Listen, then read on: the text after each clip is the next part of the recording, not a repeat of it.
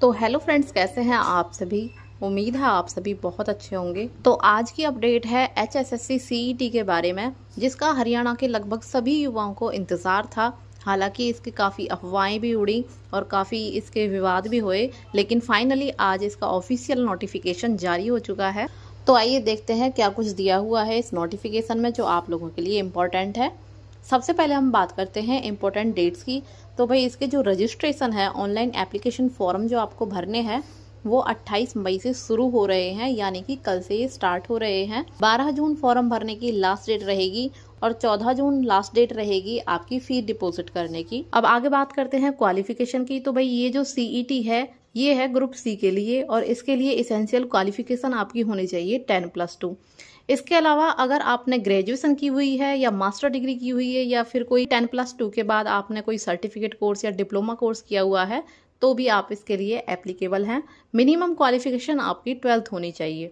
Fees structure की अगर बात करें तो जो भी मेल कैंडिडेट हैं अनरिजर्व कैटेगरीज के, अगर वो अपनी फैमिली ID प्रोवाइड करते हैं तो उनके लिए फीस होगी 500 रुपये।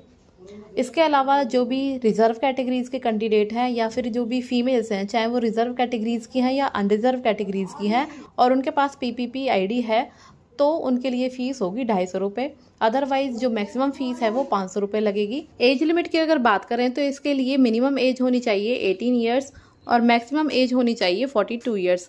एग्जाम के पैटर्न की अगर हम बात करें तो भाई 10+2 लेवल के क्वेश्चंस आपसे पूछे जाएंगे। 100 नंबर का पेपर होगा, 100 ही इसमें क्वेश्चंस होंगे और 1 घंटा 45 मिनट का समय आपको दिया जाएगा ये पेपर सॉल्व करने के लिए। इसमें 75% वेटेज होगी जनरल अवेयरनेस की, रीजनिंग की, क्वांटिटेटिव एबिलिटी, हिंदी, इंग्लिश और कंप्यूटर से रिलेटेड क्वेश्चंस भी इसमें पूछे जाएंगे। 25% वेटेज रहेगी history, current affairs, literature, geography, environmental और हरियाणा कल्चर की। क्वालिफाइंग मार्क्स की अगर बात करें तो 50% होने चाहिए जनरल कैटेगरीज के लिए और मिनिमम 40% होने चाहिए अदर रिजर्व कैटेगरीज के लिए। मतलब 100 में से अगर 50 नंबर हैं और जनरल कैटेगरी है तो आपका जो CET है वो क्वालिफाई माना जाएगा और अदर रिजर्व कैटेगरीज के लिए 40 नंबर पे क्वालिफाई है। अब अगर इम्पोर्टेंट डॉक्यूमेंट्स की बात करें तो जो आपने क्वालिफिकेशन की है उसके सर्टिफिकेट्स आपके पास होने चाहिए। दूसरा, आपके लेटेस्ट फोटोग्राफ्स होने चाहिए, सिग्नेचर आपके होने चाहिए, आप जिस भी कैटेगरी से बिलोंग करते हैं उस कैटेगरी का सर्टिफिकेट होना चाहिए और ये जो सर्टिफिकेट है ये नया ही चलेगा, पुराना इसमें नहीं चलेगा। 1 अप्रैल 2025 के बाद का जो बना होगा सर्टिफिकेट वो सर्टिफिकेट आपको इसमें कैटेगरी वाला देना है।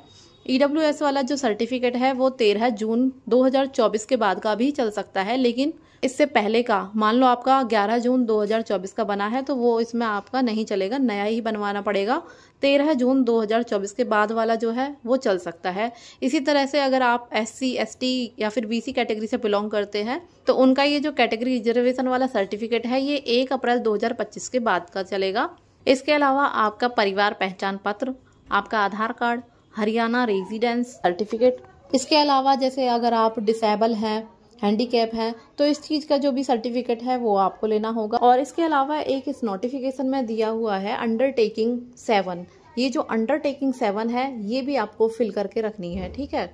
अगर आपने CET दिया है 2022 वाला तो यहाँ नीचे इसमें आपको उसका रजिस्ट्रेशन नंबर डालना है और अगर नहीं दिया है तो भी इसके नीचे यहाँ आपको साइन तो जरूर करने हैं, ठीक है। ये डॉक्यूमेंट्स आपके रहेंगे जो इम्पोर्टेंट है, आपको तैयार करके रखने हैं। ये इसकी ऑफिशियल वेबसाइट है जहां से आपको अपना रजिस्ट्रेशन करना है और फॉर्म फिल करना है।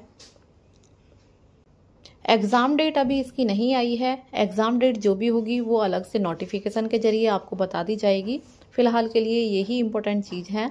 तो ये जो इम्पोर्टेंट डेट्स हैं वो आपको याद रखनी है और लास्ट डेट से पहले ही आपको आपका फॉर्म भर देना है। अगर जानकारी अच्छी लगे तो प्लीज़ वीडियो को लाइक करना और चैनल को सब्सक्राइब करना। Thank you.